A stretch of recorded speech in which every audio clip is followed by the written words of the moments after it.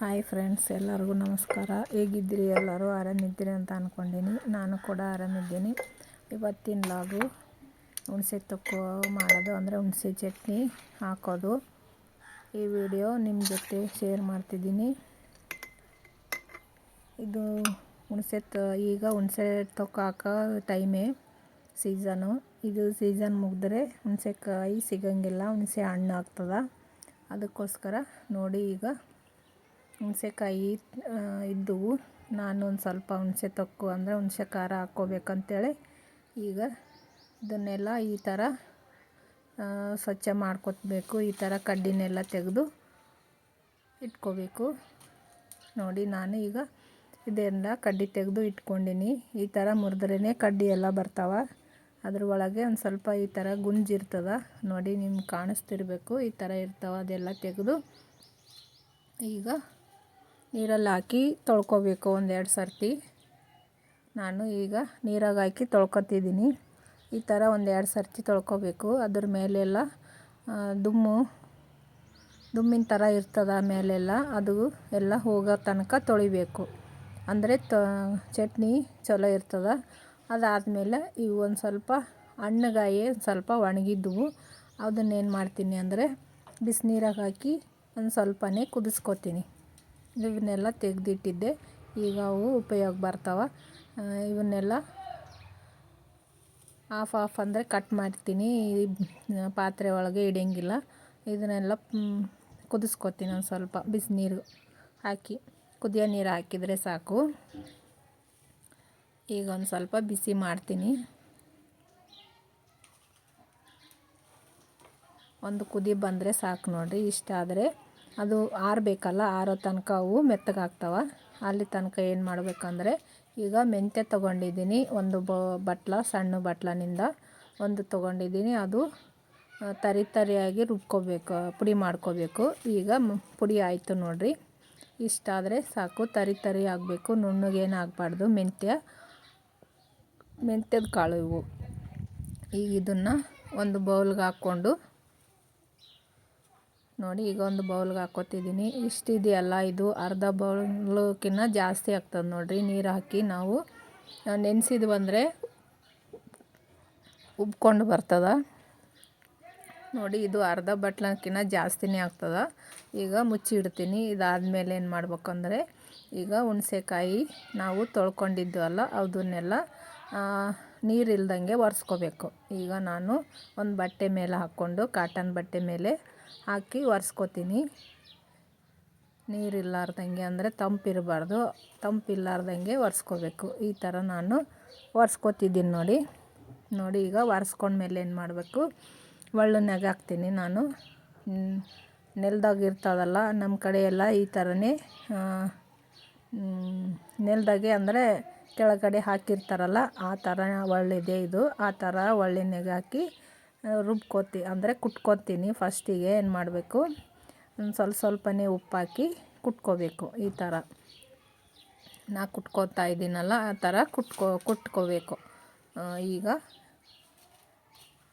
ಈ ಥರ ಆಗ್ತದೆ ನೋಡಿ. ಇಲ್ಲಿ ಕುಟ್ಕೋಬೇಕು. ಇಷ್ಟ ಆಗೋ ತನಕ ಕುಟ್ಟಬೇಕು. ಇದು ನುಣ್ಣಗೇನು ಆಗಂಗಿಲ್ಲ, ಒಂದು ಸ್ವಲ್ಪ ತರಿಯಾಗೇ ಇರ್ತದೆ.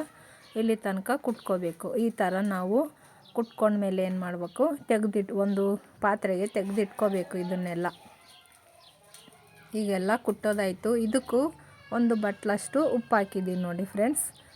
ಉಪ್ಪು ಎಷ್ಟು ಹಾಕಿದ್ದೀವಂತ ನೀವು ನೆನ್ಪಿಟ್ಕೋಬೇಕು. ನಾನು ಹೇಳ್ತಾ ಹೋಗ್ತೀನಿ.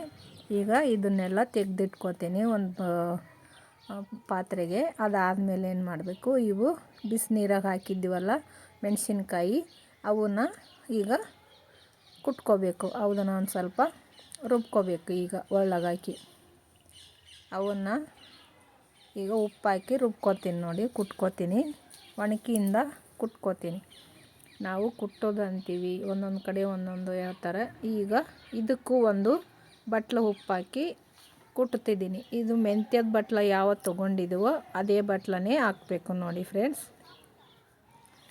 ಮೆಂತ್ಯಕ್ಕೆ ಒಂದು ಸಣ್ಣದ ಬಟ್ಲನೇ ತೊಗೊಂಡಿದ್ದಲ್ಲ, ಅದೇ ಬಟ್ಲನಿಂದನೇ ಉಪ್ಪು ಹಾಕ್ತಾಯಿದ್ದೀನಿ.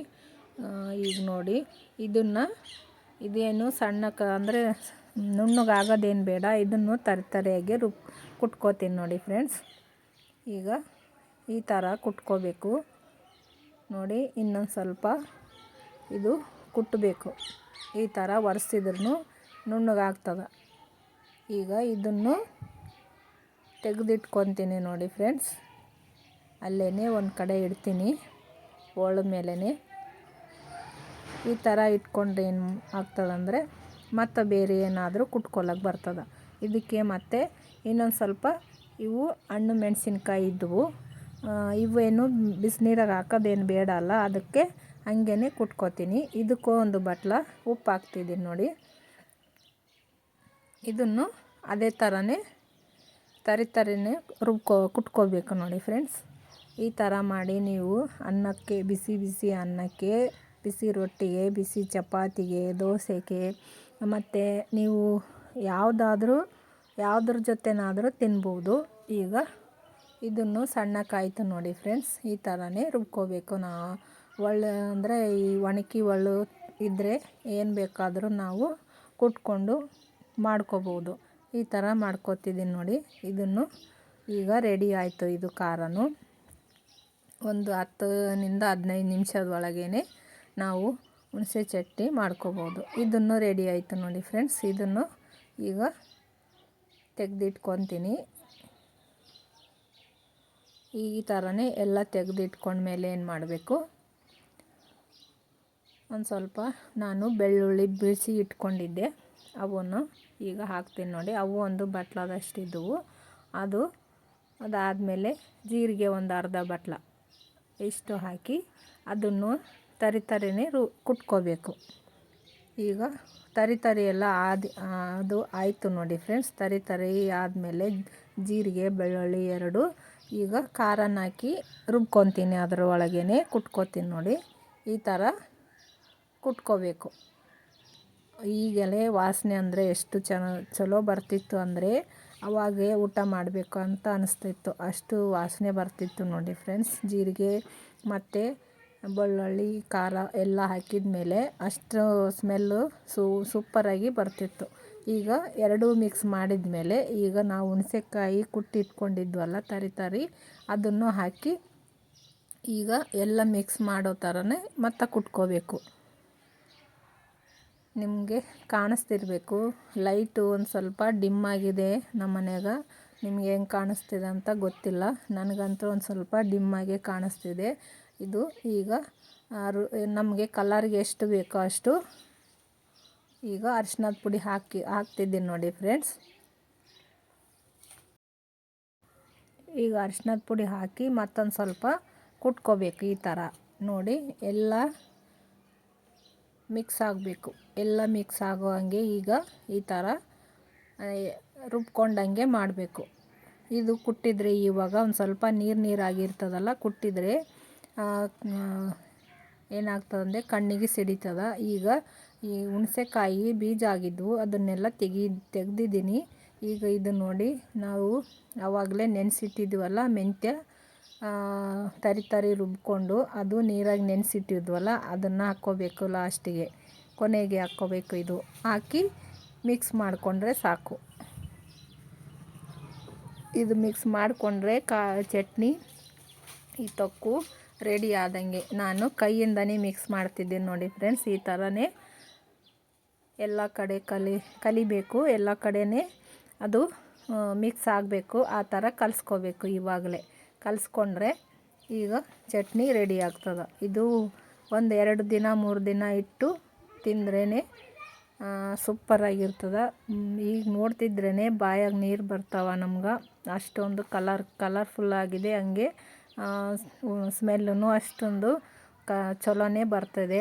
ನಮಗಂತೂ ಇವಾಗೇ ಊಟ ಮಾಡಬೇಕಂತ ಅನ್ನಿಸ್ತಿದೆ. ಅಷ್ಟೊಂದು ರುಚಿಯಾಗಿದೆ ಅಂತ ಅನ್ನಿಸ್ತಿದೆ ನನಗಂತೂ. ಈಗ ರೆಡಿ ಆಯಿತು ನೋಡಿ ಫ್ರೆಂಡ್ಸ್. ಈ ಥರ ರೆಡಿ ಆದಮೇಲೆ ಏನು ಮಾಡಬೇಕು, ನಮಗೆ ಒಂದು ಏರ್ ಟೈಟ್ ಡಬ್ಬನಾದರೂ ಆಗಲಿ, ಒಂದು ಬಾಕ್ಸ್ ಆದರೂ ಆಗಲಿ. ಈಗ ನಾನೇನು ಮಾಡ್ತಿದ್ದೀನಿ, ಒಂದು ಏರ್ ಟೈಟ್ ಗ್ಲಾಸ್ ಬಾಟಲ್ನಾಗೆ ಹಾಕ್ತಿದ್ದೀನಿ. ಹಾಕಿ ಇಟ್ಕೋತೀನಿ. ನಮ್ಗೆ ಯಾವಾಗ ಬೇಕು ಅವಾಗ ಹಚ್ಕೊಂಡು ತಿನ್ಬೋದು. ಈಗ ಈ ಬಾಟಲ್ನಾಗೆ ಹಾಕಿ ಇಡ್ತಾಯಿದ್ದೀನಿ ನೋಡಿ ಫ್ರೆಂಡ್ಸ್. ಎಷ್ಟು ಕಲರ್ಫುಲ್ಲಾಗಿದೆ ಅಲ್ಲ ಈ ಚಟ್ನಿ. ಇದು ಹಳ್ಳಿ ಕಡೆ ಜಾಸ್ತಿ ಮಾಡಿಟ್ಕೊತಾರೆ. ಯಾಕಂದರೆ ಬುತ್ತಿ ಒಯ್ತಾರಲ್ಲ, ಬುತ್ತಿಗೆ ಒಯ್ದ್ರಂತೂ ಭಾಳ ಸೂಪರಾಗಿರ್ತದೆ ನೋಡಿ ಫ್ರೆಂಡ್ಸ್. ಈ ಚಟ್ನಿ ನಮ್ಮ ಮನೇಲಿ ಯಾವಾಗಲೂ ನಾವು ಮಾಡಿಟ್ಕೊತಾ ಇದ್ದೀವಿ. ಇದು ಎಲ್ಲ ರೆಡಿ ಆದಮೇಲೆ ಏನು ಮಾಡ್ತಾರೆ, ಅದಕ್ಕೆ ನಾವು ದೇವ್ರ ಮುಂದೆ ಇಟ್ಟು ಈ ಥರ ವಿಭೂತಿ ಕುಂಕುಮ ಹಚ್ಚಿ ಪೂಜೆ ಮಾಡ್ತೀವಿ. ಫಸ್ಟಿಗೆ ಹಾಗೇ ತೊಗೊಂಗಿಲ್ಲ ನೋಡಿ ಫ್ರೆಂಡ್ಸ್. ಈ ಥರನೇ ಇದೆ ನಮ್ಮ ಮನೆಯಲ್ಲಿ ಪದ್ಧತಿ. ಯಾವಾಗಲೂ ನಮ್ಮ ಅತ್ತೆಯಿಂದ ಕಲ್ತಿದ್ದೀನಿ. ಹಾಗೆ ನಮ್ಮ ಅಮ್ಮನ ಮನೆಯಲ್ಲೂ ಹೀಗೆ ಮಾಡ್ತಿದ್ದರು. ಫಸ್ಟು ನಾವು ಏನೇ ಚಟ್ನಿ ಮಾಡಲಿ, ಏನೇ ಉಪ್ಪಿನಕಾಯಿಗಳು ಏನೇ ಹಾಕಲಿ ಈ ಥರನೇ ಮಾಡ್ತಿದ್ವಿ, ಪೂಜೆ ಮಾಡ್ತಿದ್ವಿ. ಈ ಥರ ಮಾಡಿ ಅದಕ್ಕೆ ಊದಿನ ಕಡ್ಡಿ ಹಚ್ಚಿ ಬೆಳಗಿ ಅದಾದಮೇಲೆ ಮರುದಿವ್ಸ ನಾವು ಊಟ ಮಾಡೋಕ್ಕೆ ತೊಗೋತಿದ್ವಿ. ಈ ಥರ ಹಳ್ಳಿಯಲ್ಲಿ ಪದ್ಧತಿ ಇದೆ ನೋಡಿ ಫ್ರೆಂಡ್ಸ್. ಇಷ್ಟು ಆದಮೇಲೆ ನಾವು ಅದನ್ನು ಮತ್ತೆ ಉಪಯೋಗ ಮಾಡ್ತೀವಿ. ಮುಂದಿನ ವೀಡಿಯೋದಾಗ ಸಿಗ್ತೀನಿ. ಇವತ್ತಿನ ಲಾಗು ಇದಾಗಿತ್ತು. ಬಾಯ್, ಎಲ್ಲರಿಗೂ ನಮಸ್ಕಾರ.